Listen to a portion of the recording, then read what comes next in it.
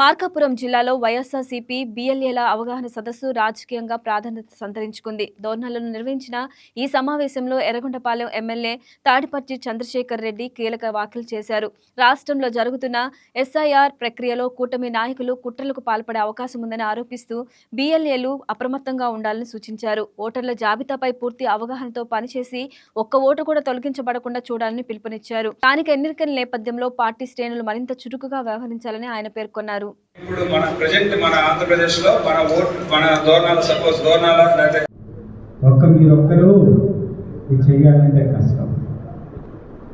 ఎందుకు కష్టం అంటున్నానంటే మీరు అప్పుడు మీ దగ్గర ఉన్న పుస్తకం పేపర్ మీ సోషల్ మీడియా అధ్యక్షుడిని కూడా అధ్యక్షుడు ఉన్నాడుగా, నేను ఇవాళ చెప్పాను అది రాలేదు.